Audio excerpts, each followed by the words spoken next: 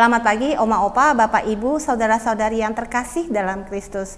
Kembali lagi bersama saya Polly dan Oma Fang dalam acara Oke Hari Ini, Orang Kudus Hari Ini. Selamat pagi Oma Fang, apa kabar? Baik. Oma yang luar biasa. Sebenarnya saya harus manggilnya Cik Fang ya. Aduh, terlalu muda. Iya. Oma Fang yang saya kenal periang. Amin. Ya, suka membawa suasana sukacita bagi semua orang dan terutama selalu membawa kue-kue ya. jadi kalau teringat Oma Fang tiada hari pertemuan tanpa kue dan ketawa. Gitu ya. Iya. Hari ini kita 27 Februari kita berbicara tentang Santo Gabriel Possenti, pengaku iman. Ya. Mungkin Oma Fang bercerita sedikit dari masa mudanya Santo Gabriel Possenti, pengaku iman ini untuk kita dengarkan bersama. Silakan Oma.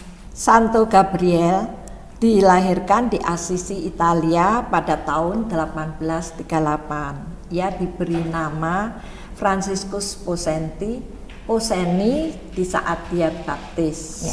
Untuk menghormati Santo Franciscus dari Assisi. Ya. Dia anak seorang bangsawan dan ibunya meninggal ketika Francesco baru berusia 4 tahun. Kecil-kecil udah ditinggal ya, luar biasa. Kasian ya.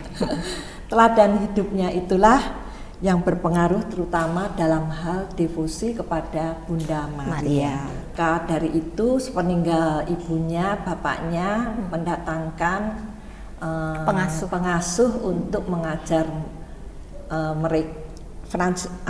Gabriel bersama saudara-saudaranya. Francis Gabriel tumbuh menjadi seorang pemuda yang rupawan, ya.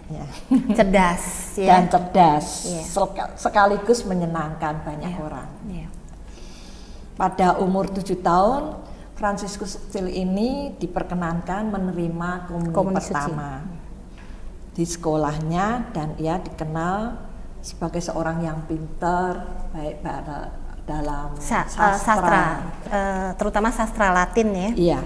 Dia mahir sehingga menjadi pemain drama ya. Iya, itu sehingga mahir bersyair dalam bahasa Latin sehingga dia diangkat menjadi ketua akademis para siswa dan menjadi prefek Kongregasi Maria. Sifatnya yang menginginkan kesenangan duniawi masih tetap menonjol. Iya, karena dalam sifatnya, praktek hidupnya. Ya, karena sifatnya ini mungkin Oma Fang bisa ceritakan bagaimana dia terpanggil ya, karena masa mudanya kan yang masih senang hura-hura bersama teman-temannya. Ia terpanggil pada saat hari raya Maria diangkat ke surga pada tanggal 15 Agustus 1855, di mana diadakan perarakan patung Bunda Maria mengelilingi kota Spoleta oleh Uskup Agung.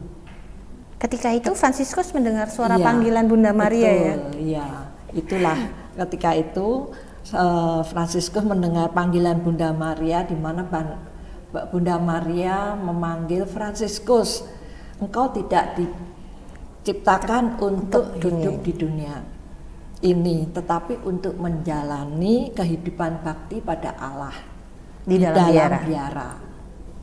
Franciscus setelah mendengar suara itu menjadi ketakutan. Ya. Itulah titik balik kehidupannya. Ya, semenjak itu tumbuhlah keinginan untuk hidup membiara ya.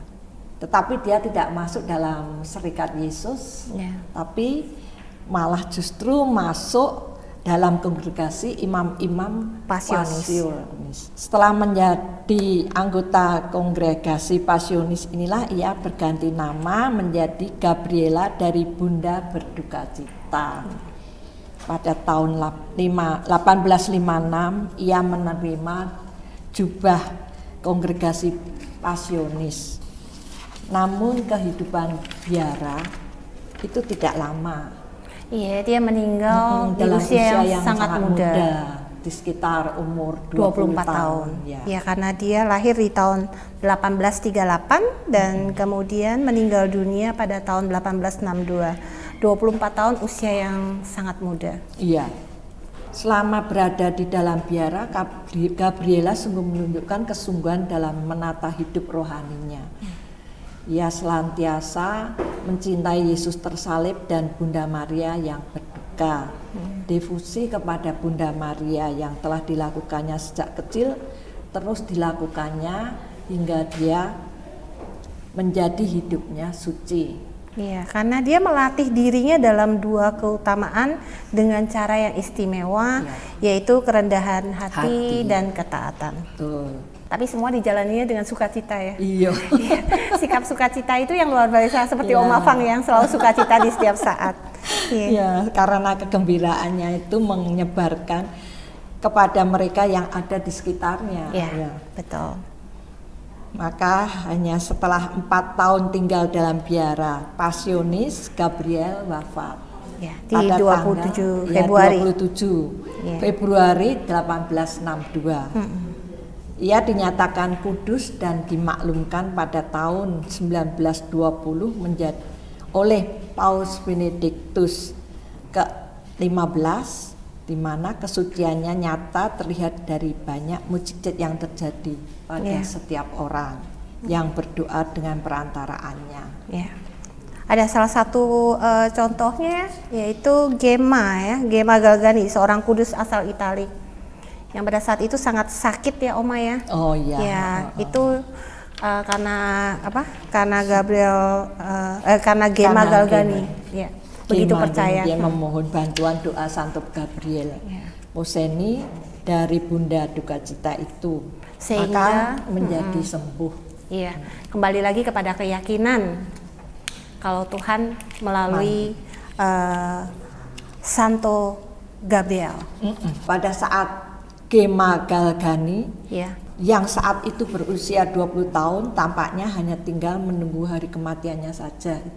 Tengah malam pada tanggal 23 Februari 1899, Gemma sayup-sayup mendengar seseorang mendaraskan rosario, dan seketika ia sadar bahwa Santo Gabriel menampakkan dirinya kepadanya. Permohonan Gemma dikabulkan dan ia menjadi sembuh total. Ketika Gemma bangkit dari pembaringannya, mereka yang ada di sekelilingnya bersorak gembira. Ya, telah terjadi suatu mukjizat. Iya. Mungkin bisa disimpulkan dalam hal ini terjadinya mukjizat karena kita juga, atau maksud saya dengan Gemma ini percaya Bunda Maria dengan meneladani Santo Gabriel. Betul ya Oma ya? Iya. Santo Gabriela mendoakan dengan devosinya Bunda Maria itu untuk kesembuhan dari Gemma. Iya. Kita bisa simpulkan sekali lagi luar biasa Bunda kita, Bunda Maria. Begitu Oma. Terima kasih untuk inspirasi yang luar biasa di pagi ini. Saat ini kita tutup acara kita dengan doa. Kita doa bersama ya Oma ya, dalam nama Bapa dan Putra dan Roh Kudus, amin. Santo Gabriel Posenti, pengaku iman, doakanlah kami. Kemuliaan kepada Bapa dan Putra dan Roh Kudus, seperti pada permulaan, sekarang, selalu, dan sepanjang segala abad, amin. Dalam nama Bapa dan Putra dan Roh Kudus, amin. Terima kasih Oma Opa untuk kebersamaannya hari ini yang luar biasa bersama Oma Fang. Sampai jumpa di acara Oke hari ini, Orang Kudus hari ini berikutnya. Bye-bye.